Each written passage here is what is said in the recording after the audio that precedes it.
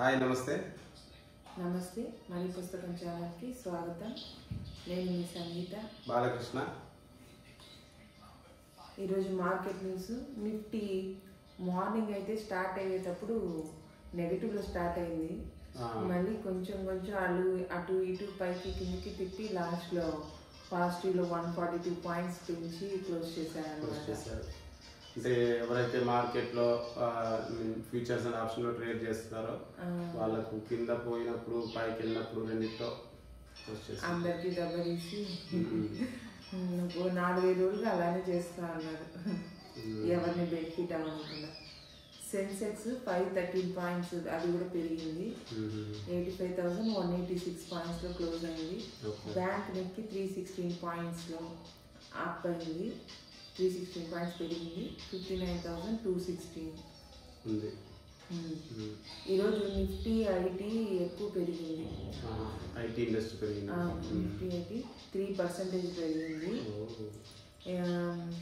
Infosys share పెరిగిందండి. Infosys shares పెరిగింది. Infosys share ఈ రోజు వరకు ఎవరైతే పెట్టుకున్నారో వాళ్ళకి బైబ్యాక్లో ఎలిజిబిలిటీ ఉందన్నమాట. సో అందువల్ల ఈరోజు అది ర్యాలీ అయింది. కొంచెం 59 రూపీస్ దాకా పెరిగింది ఒక షేర్కి. ఇన్ఫోసిస్ షేర్ బైబ్యాక్ ప్రైస్ ఎంత అంటే వాళ్ళు ఆఫర్ చేసేది 1,800 రూపీస్ పర్ షేర్. అది మీ యాప్లో చూస్తే తెలుస్తుంది. లేకపోతే త్రూ బ్రోకర్ ద్వారా డీల్ చేసేవాళ్ళు బ్రోకర్ని అడిగితే చెప్తారు మీరు బైబ్యాక్ పార్టిసిపేట్ చేయాలనుకుంటే. కానీ బైబ్యాక్ చేసేటప్పుడు మీకు ఇన్కమ్ ట్యాక్స్ కూడా డిడక్ట్ చేస్తారు. అది మీరు మైండ్లో పెట్టుకొని బైబ్యాక్ గెయినా లాసా అనేది మీరు చూసుకొని చేసుకోవచ్చు. కానీ గెయిన్ అయితే ఉంది బైబ్యాక్లో. ఇప్పుడున్న క్లోజింగ్ ప్రైస్కి వాళ్ళు అనౌన్స్ చేసిన ప్రైస్కి బైబ్యాక్ గెయిన్ ఉంది. కానీ ఐటీ డిడక్ట్ అవుతుంది, టీడీఎస్ డిడక్ట్ అవుతుంది. కానీ బైబ్యాక్ అయిన తర్వాత స్టాక్ వాల్యూ పెరుగుతుందేమో. పెరగచ్చు, అది కూడా మైండ్ పెట్టుకోవాలి. ఎందుకంటే నంబర్ ఆఫ్ షేర్స్ తగ్గుతా ఉంది కాబట్టి అర్నింగ్స్ పెరుగుతుంది, అర్నింగ్ పర్ షేర్ పెరుగుతుంది కాబట్టి ఖచ్చితంగా షేర్ ప్రైస్ అడ్జస్ట్ ఫ్యూచర్లో పెరుగుతుంది. మొత్తం వాళ్ళు ప్లాన్ చేసింది 18,000 crores రూపీస్ బైబ్యాక్ చేయాలని మార్కెట్లో చెప్తున్నారు. ఈరోజు ఐటీ నిఫ్టీ ఐటీ పెరిగింది కదా. Infosys, Wipro, TCS, IT stocks అన్నీ కొంచెం పెరిగినాయి అన్నమాట. గోల్డ్ ప్రైస్ ఈరోజు 100 రూపీస్ పెరిగింది. $1 = 88.45 రూపీస్లో ఉంది. నిన్నటికంటే ఈరోజు కొంచెం మన రూపీ స్ట్రాంగ్ అయింది, 0.15 పైసలు.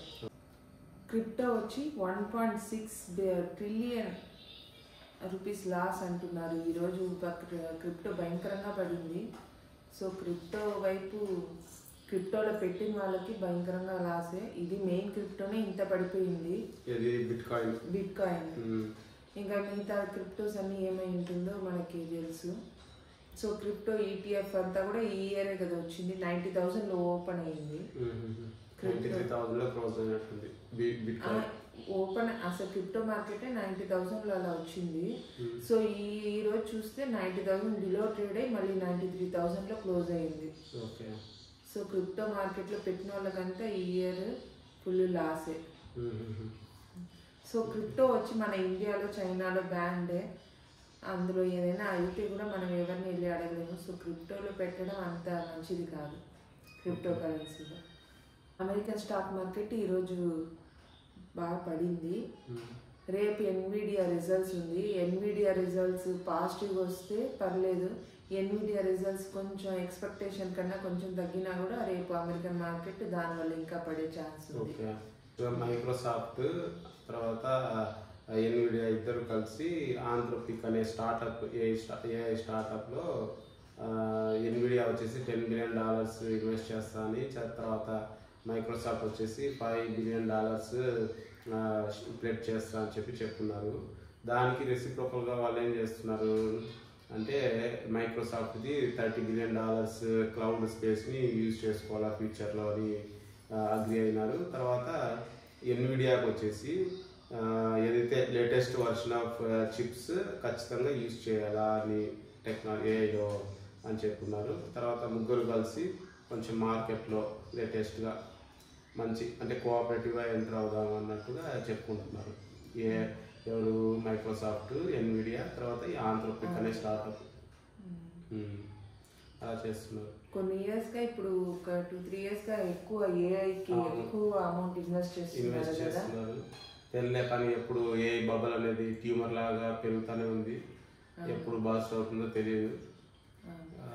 దానివల్ల మొత్తం ఎంటైర్ గ్లోబల్ మార్కెట్స్ ఇంపాక్ట్ అయ్యే ఛాన్సెస్ ఉంది. మళ్ళీ వారెన్ బఫెట్ గారు గూగుల్లో షేర్స్ కొంటా ఉన్నారు. ఎందుకంటే గూగుల్ వాళ్ళ ఆండ్రాయిడే అందరూ యూజ్ చేస్తున్నారు కాబట్టి గూగుల్ వాళ్ళ ఇన్కమ్ బాగా పెరిగే ఛాన్స్ ఇంకా ఉందని ఆయన ఇప్పుడు ఎస్టిమేట్ చేసి గూగుల్ షేర్స్ అయితే ఈ మధ్య ఎక్కువ కొంటా. అవును. ఇంకొకటి ఏదో జెమినీ ఇది లేటెస్ట్ వర్షన్ నిన్న రిలీజ్ అయిందంట. సో దానివల్ల కూడా గూగుల్కి కొంచెం అడ్వాన్స్ ఫీచర్స్ ఉన్నాయి ఏఐలో అని చెప్పి కొంచెం ఇన్వెస్ట్ చేయడానికి స్కోప్ ఉంది అంటారు గూగుల్ పెరిగే. మళ్ళీ హెచ్యుఐ వాళ్ళు క్వాలిటీ వాల్స్ ఐస్ క్రీమ్స్ ఉన్నాయి కదా, సో ఇన్ని రోజులు క్వాలిటీ వాల్స్ హెచ్యుఐలో ఉంది. ఇప్పుడు December 5th రికార్డ్ డేట్గా పెట్టున్నారు. సపరేషన్కి డీమర్జ్ చేయబోతున్నారు. హెచ్యుఐ నుంచి క్వాలిటీ వాల్స్ని December 5th రికార్డ్ డేట్గా పెట్టున్నారు క్వాలిటీ మెర్జర్కి. ఓకే, అంటే డీమర్జ్ చేస్తే హెచ్యుఎల్ మళ్ళీ క్వాలిటీ వాల్స్ సపరేట్గా ఉంటాయి. ఓకే, అంటే ఇప్పుడు అందువల్ల హెచ్యుఎల్ చాలా మంది కొనొచ్చా అని డౌట్ ఉండొచ్చు. కానీ మనకి ఇప్పుడు ఏది ఎక్కువ ఉంటుంది, ఎందులో ఎంతెంత అసెట్స్ లాస్ పోతుందో మనకు తెలియదు. కరెక్ట్గా వాల్యుయేషన్ ఇప్పుడు మనకి అర్థం కాదు. సో అది కాబట్టి తెలుసుకొని పెట్టండి. కొనడం ఆల్రెడీ హైలోనే ఉంది. ఈ సపరేషన్ కోసం వెళ్ళి పెడితే మేబీ వాల్యుయేషన్ ఏదైనా తక్కువ ఎక్కువ అవ్వచ్చు. మళ్ళీ జైడస్ లైఫ్ సైన్సెస్ వాళ్ళు సింగిల్ పౌచ్ కాఫ్ సిరప్ అనేసి తీసుకురాబోతున్నారు. అంటే ఇన్ని రోజులు మనం బాటిల్స్లో సిరప్ వస్తుంది కదా, ఇంత పెద్ద బాటిల్స్లో ఇప్పుడు పౌచ్ లైక్ షాంపూ శాచెట్ లాగా అలా చిన్న చిన్న సిరప్ ప్యాకెట్లు రాబోతున్నాయంట కాఫీ. సో జైడస్ కొంచెం ఇప్పుడు ప్రైస్ మన కన్సిడరబుల్ రేంజ్లోనే ఉంది. కావాల్సింటే 2-3 అలా కొంటా ఉండొచ్చు జైడస్ లైఫ్ సైన్సెస్. నాట్కో వాళ్ళు కూడా సిటిపిఆర్ది సపరేట్ చేస్తామన్నట్టు న్యూస్ వస్తుంది.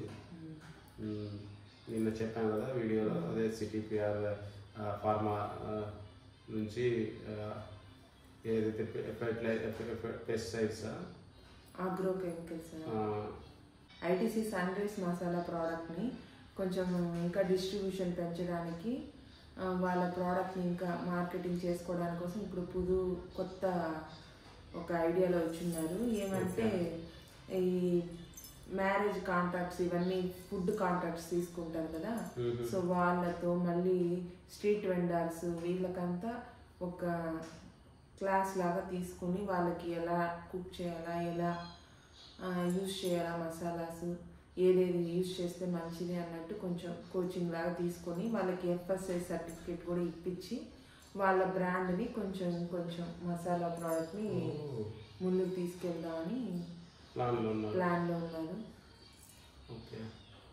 ఆల్రెడీ ఇలానే చేశారనమాట. అగ్రికల్చర్ ప్రోడక్ట్స్ కూడా అప్పుడు సేల్ చేసేదానికి ఒక కొన్ని రోజుల ముందు ఇలానే వాళ్ళు ప్లాన్ చేస్తున్నారు. సో అలానే ఇప్పుడు చేస్తున్నారు. సో వర్కౌట్ అయ్యే ఛాన్స్ అయితే ఉంది. మళ్ళీ మార్గన్ స్టాన్లీ వాళ్ళు మన సెన్సెక్స్ వచ్చి 1,07,000 పాయింట్స్కి 2026లో వెళ్ళే ఛాన్స్ ఉంది అని ఉన్నారు. సో అది ఎప్పుడు వెళ్తుంది అనేది మ్యాటర్. ఈ ఇయర్ అయితే మనకేం పెరగలేదు పెద్దగా, మార్కెట్ స్టేబుల్గా ఉంది. నెక్స్ట్ ఇయర్ మనం చెప్పలేము, పెరిగి ఆ పాయింట్ టచ్ చేసి దిగేయచ్చు, లేకపోతే అమెరికాలో ఏ బబుల్ ఉంది కాబట్టి వరల్డ్ మార్కెట్ పడిపోతే మన ఇండియన్ మార్కెట్ ఎలా పెరుగుతుందో అనేది తెలియదు. చూద్దాం ఏమవుతుందో చూడాలి. మళ్ళీ ఈ వోక్స్ వ్యాగన్ది ఒక న్యూస్ వచ్చింది.